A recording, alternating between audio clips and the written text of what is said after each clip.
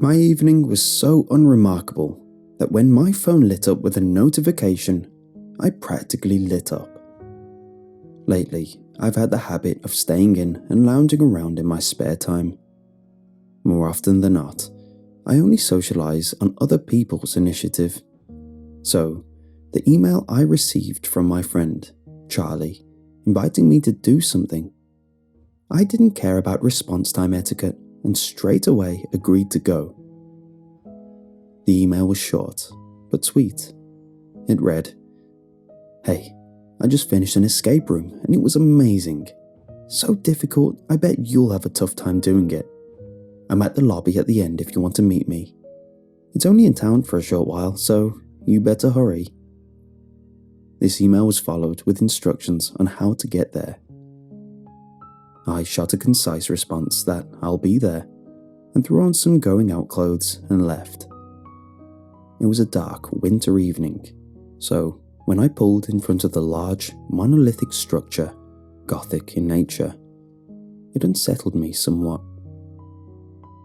The building I arrived at was renowned to all who grew up in my town. Legends were told of its eerie origins around the schoolyards of my youth. Some said it was an abandoned mental facility that had one too many escapees. Others said it was home to an outcast scientific group that performed more than unsavory experiments in the confines of their abode.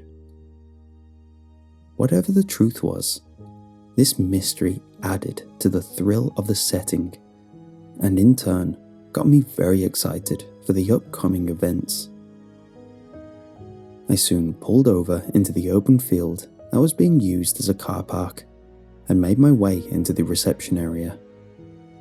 Inside, I noticed a lack of attendance in the barely illuminated lobby. The only standout feature in the rustic, unkept interior was a pristine note folded in half, then opened slightly, left tented on a small table. The light from a nearby lamp highlighting its importance. I opened the note and slowly read it. "Welcome. Your stay has already been prepaid by your friend. All you have to do is log into your email on the computer terminal to print off your entrance code. The escape room is simple.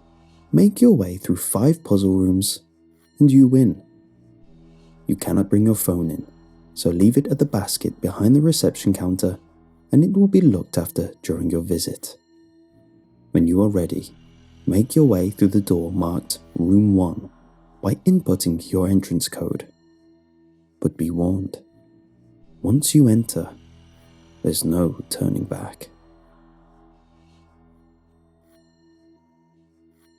Though I wasn't comfortable leaving my phone in an area unattended by staff, it was also unattended by customers either, so I chose to heed its advice, trying to stick to the rules, and placed it in the basket described.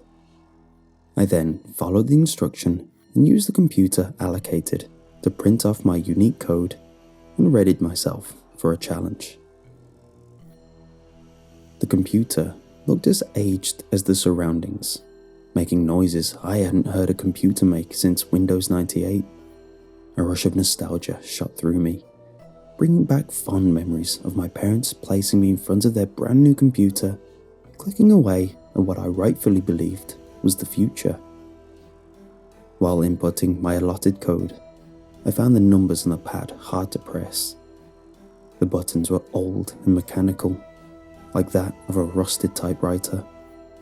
If number pad doors existed in the time this building was built, this is how I'd imagined them. The first room was pitch black, save for a spotlight that illuminated a select cone in the middle of the room.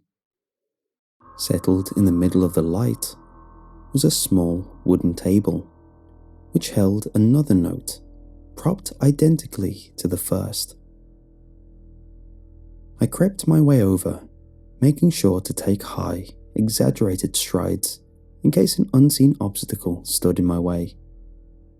When I safely made it to the only visible section, I pinched the top corner of the note and lifted it. This action was almost erased when I nearly dropped it in fright. The moment my fingers glanced the thin sheet, the room burst to life. Light flooded the room in an archaic, metallic clunk.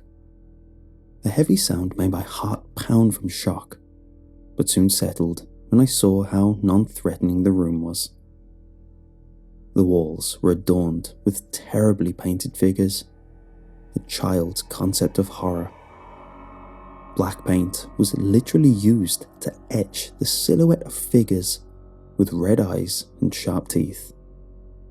On top of the cliché visage, the painting skill left a lot to be desired.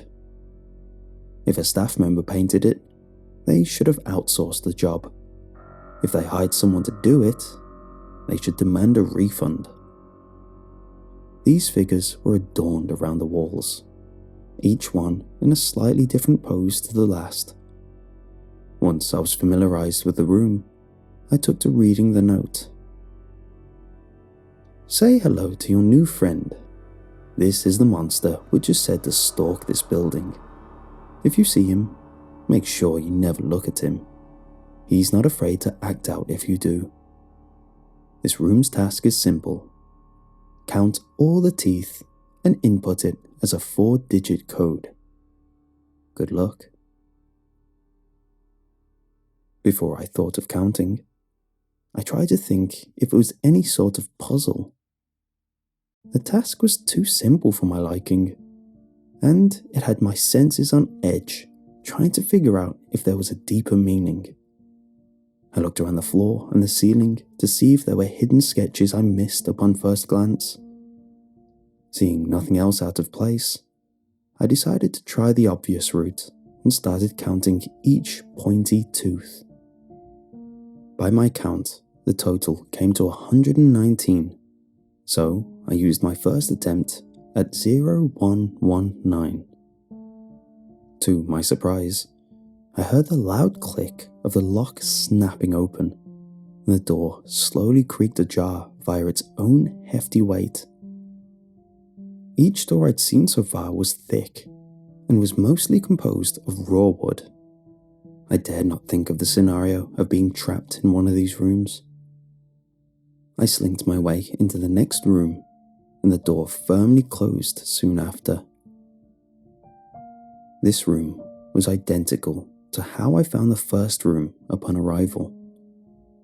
Everything was bathed in darkness, save for a lone table with a thin veil of paper in the middle. However, it felt different. Whether the darkness was unnoticeably thicker or the light was unnoticeably thinner, the room felt heavier in presence.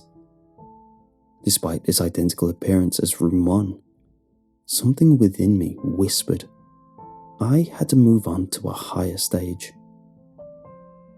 I crept my way to the note, making sure to avoid unseen dangers lurking in the shadow. As soon as I grasped the note, the room once again burst to life. The room wasn't too dissimilar to before, though this time it wasn't adorned by childlike scribblings. I looked around and noticed a furnishing that wasn't in the previous room. A table. Atop the table were 2 jugs and a set of scales. I furrowed my brow. This looked oddly familiar, but at that moment I couldn't place why. I read the note and studied the puzzle described. It laid out what I needed to do. On the table were 2 jugs, one that held 3 litres and one that held 5, that I could fill with a tap. I had to perfectly fill a jug with 4 litres of water and place it on the scale. I dropped my arm with the note to my side and internally slapped my forehead. I realised why this seemed familiar. This was the water puzzle from the 3rd Die Hard film, Die Hard with a Vengeance. It took me a second to remember the answer, but it was simple. Fill the 5 litre jug, then pour as much as I could into the 3 litre, This left me with 2 litres in the 5-litre jug. Then I emptied the 3-litre and poured the remaining 2 in there. After that, I filled the 5-litre again and poured the water in the remaining 1-litre space in the smaller jug, thus leaving me with 4 litres exact. It was a child's puzzle at most, and I was starting to think my friend was having me on by selling me this experience on its difficulty and challenge. I placed the jug on the scale, and the metallic click resounded from the exit door, signifying its unlocking. I begrudgingly moved on to try get the rest of this experience over with. When I clipped into the next room, I surveyed the area. The room was a mirror of the last, darkness swallowing the room, with the only respite being the beam illuminating a single note. Though the puzzles from before left a lot to be desired, each time I entered, a chill would pass through me, the anticipation of the revealing darkness always weighing heavy on my mind. I stumbled toward the note, taking less care this time as nothing had caught me out before. My mind was starting to get complacent with the setting. With my dominant hand, I pinched the corner of the note and slowly lifted it. Once the light beamed on, my eyes reflexively tightened. The slow revealing of my eyes opening lessened the blow of the scene before me. Along what were already grimy walls were the running of red smears. Various shades adorned the walls, some looking a fresh crimson red, others looking an age-old brown. The stark contrast from the previous inane rooms made my breath stagger in shock. In disbelief, I immediately turned to the note for answers. Welcome to room 3. This challenge might be a bit gut-wrenching. On the table behind you will be the friend which invited you here. He looks peaceful, doesn't he? Your task is simple. Use the tools provided to retrieve the key. You have the option to leave the room without it, but something tells me you might need it later. Good luck. I flipped the paper a few times, in denial that was it. I searched with all the hope in my heart that there was more, or that there was a mistake. But there wasn't. I dreaded the reveal, but I eventually relented and turned to see if what the note said was true. It was. Behind me was the still body of my friend, Charlie. I slowly stepped over to the body, the cadaver of my friend unmoving. Around him were the overused and undercared tools that most likely came from the building, each looking like they were from medical jobs I had no idea existed. These were all placed on a large stainless steel table. It looked clinical, similar to what you'd imagine you would find in a meat factory. Robust and could handle a lot of manual labor. His arms and legs were strapped down. His skin around these leather bands had red streaks, giving the impression that my friend had been struggling around. I tried to wake him. I slapped him around, shouted at him. I tried everything in my power to wake him up. Nothing. This took me back for a second. And then it hit me. This was a test. Something you'd see in Fear Factor, where they make celebrities reach into what they thought were gore, but was really warm spaghetti. Still, there was something unnerving about cutting into something that looked so much like someone you know. The first cut I made was entirely with my eyes closed. The skin was tough and rubbery, like cutting into an uninflated basketball.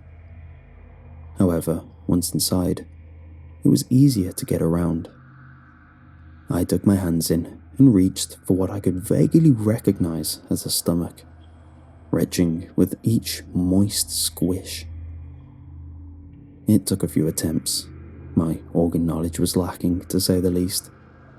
Even with a map, I'd have stumbled in the wrong direction a few times. Many visceral minutes later, I was popping what I assumed were pig organs, as they are some of the closest to humans you can find, and pulled out a small metallic key. Once completed, it all hit me at once, and I collapsed to the floor, seething in exhaustion. I now had empathy for all the celebrities I laughed at on those freaky challenge shows. The body above was a mess I no longer wanted to look at. After a few moments of me trying to catch my breath, a familiar click resounded around the room. I scrunched my face at this, wondering what the purpose of the key was if it wasn't used to exit the third room. Knowing I wouldn't find an answer through pondering alone, I pocketed the key and got up. Begrudgingly, I made my way to the door, not wanting it to somehow click shut if I left it too long. I was starting to tire of these games, but I encouraged myself by remembering there were only 2 rooms left. As soon as I entered room 4, I mildly vocalized my frustration. It was the same ordeal again, a dark room with a beam of light flaring in the middle. Though looking back, this frustration may actually have been compensation for the dread that filled me each time I entered. There was something chilling about the repetitive darkness, a veil which hid a new surprise each time. I crept my way over to the middle, this time not in haste, learning my lesson from the room before. I took a deep breath. I exhaled loudly as I picked up the paper, drenching the room in a dull light. This note started with a tone of urgency. Don't turn around. Don't look him in the eyes. He will try everything to get your attention. Under no circumstance should you ever give it to him. I stared at the concise note, trying to make heads and tails of it. As I pulled it from my vision, I caught a glimpse of a figure in front of me. Straight away I played along and kept my head down. Have you ever reacted in a way that was completely out of your control? I had one of those moments. For some reason, out of a strange reflex, I started giggling. A giddy feeling ran through me as I nervously kept my head down and my eyes closed. I felt something waving past my face, feeling like a hand swishing up and down right in front of my closed eyes, checking if I could see.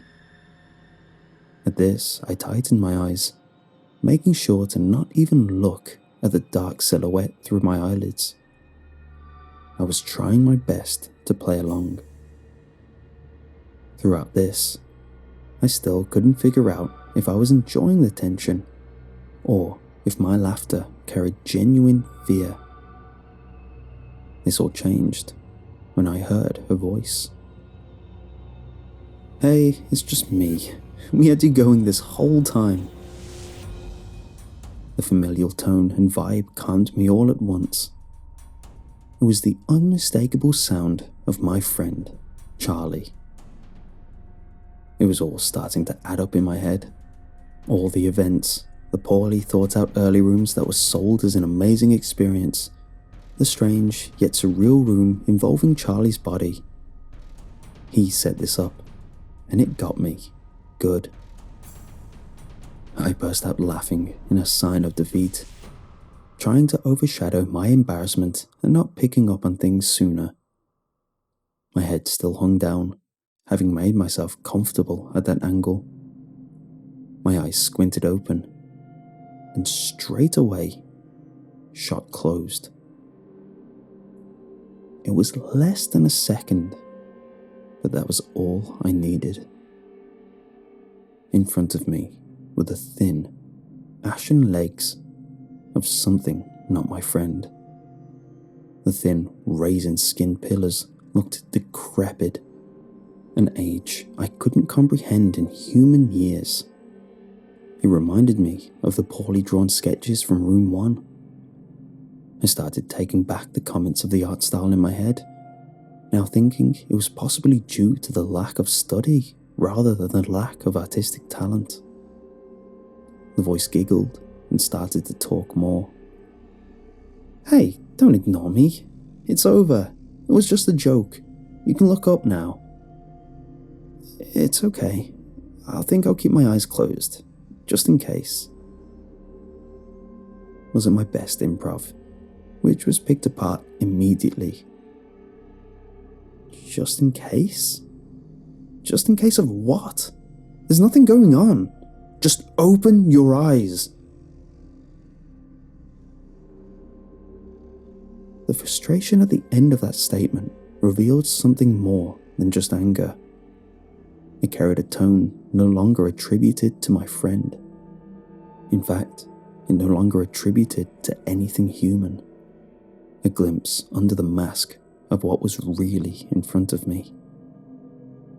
I nervously kept my mouth closed, trying to fixate on my eyes remaining as tight as possible. A hand gently rested on my shoulder, and a voice soothed its way into my left ear. "Son, it's okay. We're here. You can let this go now." It was feminine, and a voice I hadn't heard in an age. My mother's. Another voice echoed into my right ear, this one much deeper. "Hey kid, you did well, but it's over now. We're proud of you. Look at us so we can greet you properly. It's been too long." This voice was unmistakably my father's, something which took me by complete surprise. I was shook, my mind reeling at the scenario unfolding before me. It had been so long since I've heard those voices, many years since I touched them. I wanted to believe it so hard that they were there, because in reality, they had been dead for almost 5 years. Tears welled up in my eyes, loosening the iron grip I forced on them. They quivered with a hope I all but knew was false. But the possibility, that glimmer of hope tore me apart inside. It had been so long, so many years. They didn't stop talking either. They whispered words of pride, of encouragement, of kindred love. Still, my eyes gripped closed. Inside, my heart was pulling them open. My brain was pressing them closed. Their words didn't stay positive for long.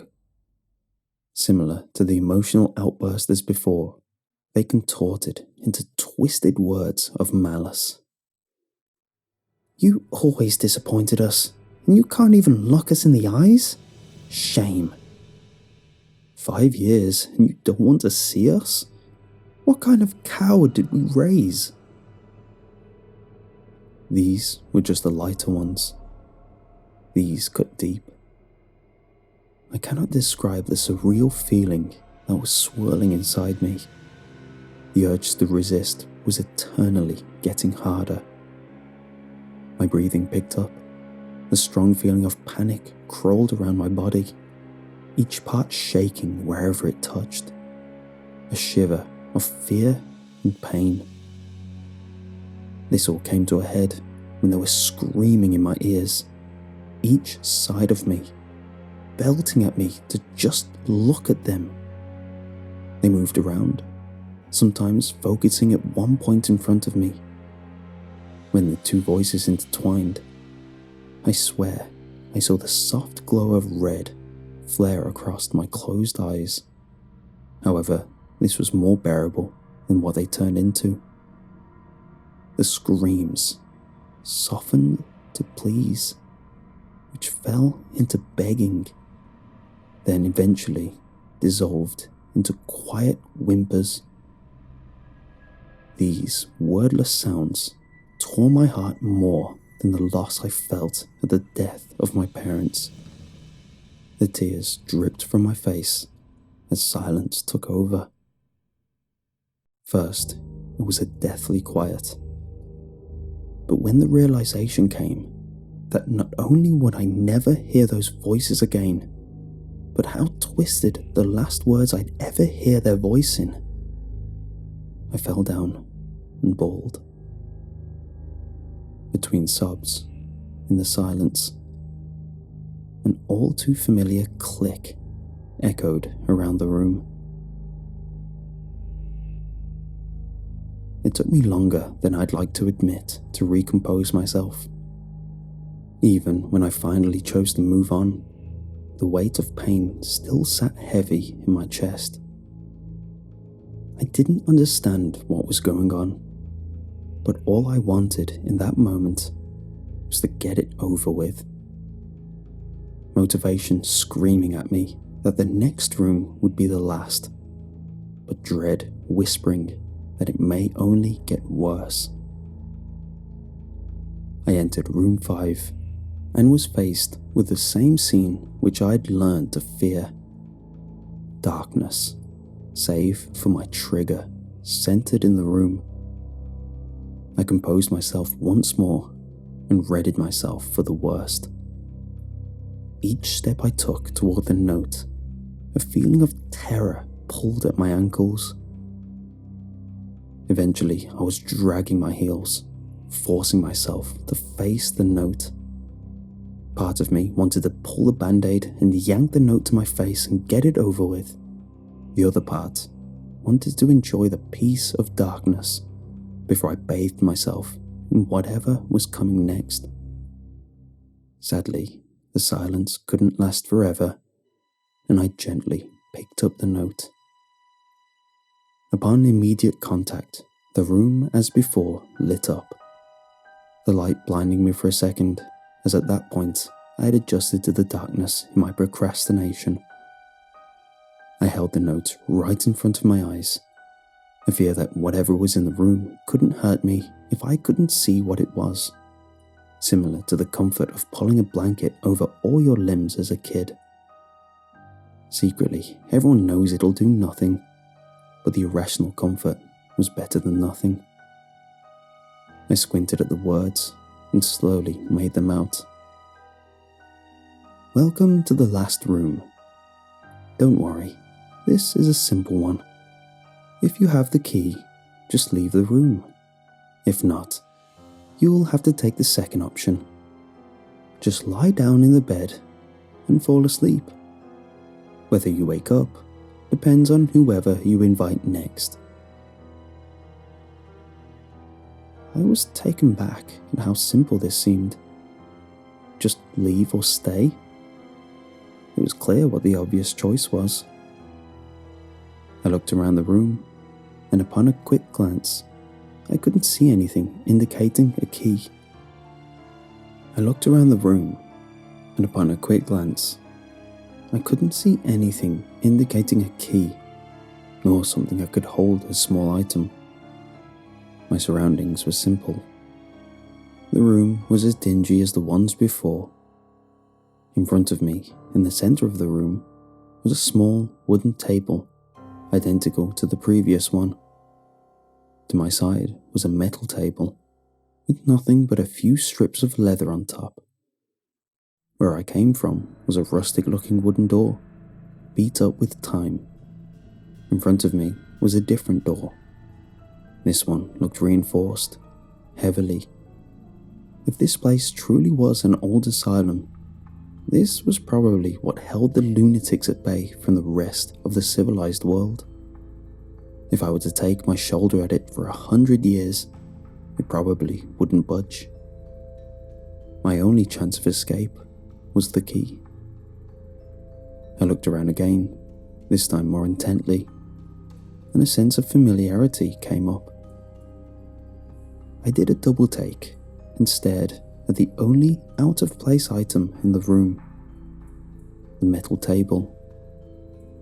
A nostalgia gently reminded me of an identical scene from before. As I studied it, I saw a mix of gore lay stained on it, as if it had seen years of use in a meat factory. My stomach sank as I pieced together what happened before. The fake body of my friend I'd cut into may not have been as fake as I'd thought. My hand shook as I slowly reached down into my pocket, barely able to grip the item I wanted to deny getting.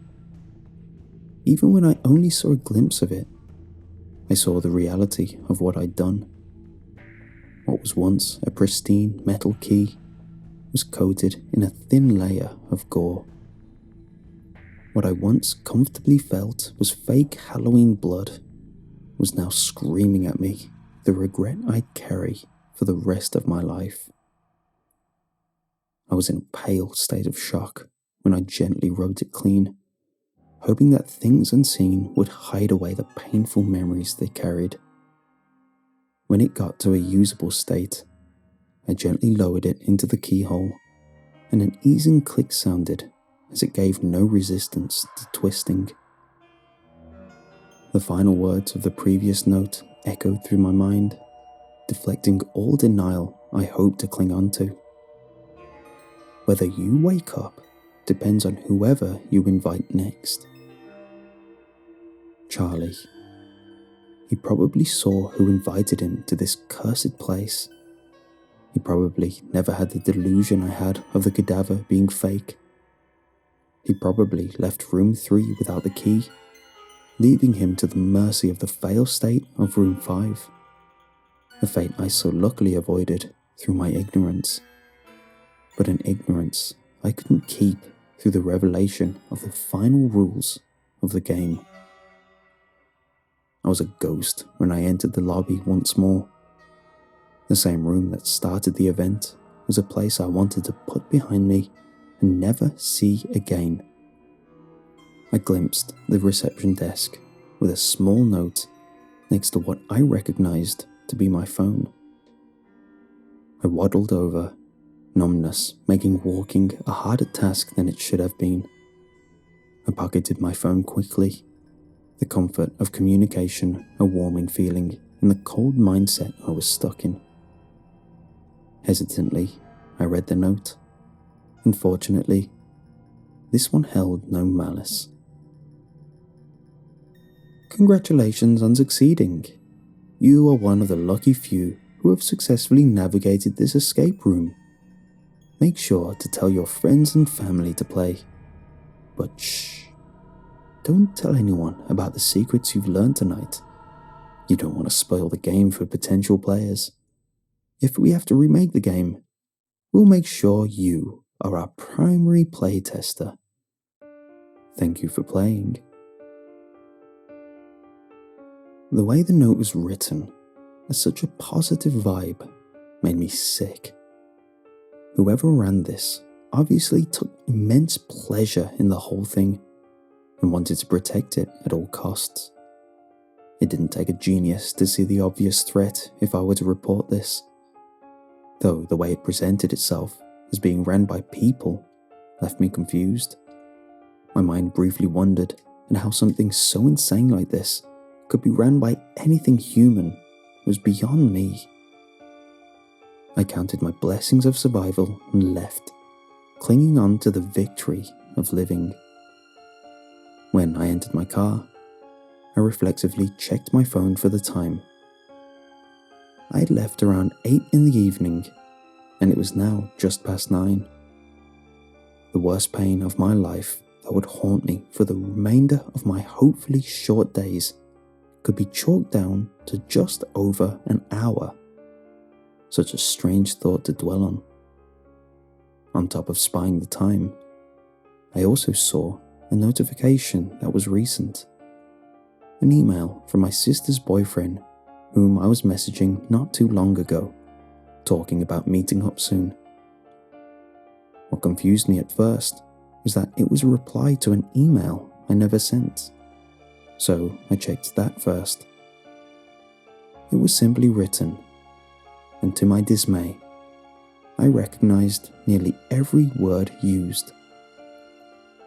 "Hey, I just finished an escape room and it was amazing. So difficult, I bet you'll have a tough time doing it. I'm at the lobby at the end if you want to meet me. It's only in town for a short while, so you better hurry. Bring Sally too. The room needs a volunteer for room 3. She'll have a blast too." This was followed by the same instructions on how to get there. It was identical to Charlie's email to me, with the addition for someone to fill my role. I racked my brain, trying to figure out how they got in my fingerprint-secured phone. But then my mind drew to the instruction telling me to sign into my email to start the game. I hastily went to call him as fast as I could, to try my hardest to stop him. However, the phone just rang through. I left a voicemail urgently telling him to not leave and to call me back. Knowing no one really checks voicemails, I swiped back to the email to try and see if he would see that first. Before I typed my response, I lowered my phone in defeat. Sent at just before 9 p.m, he messaged me. "Yo, me and Sally just got here. She's just going to another room to be prepped for a role. I'm excited.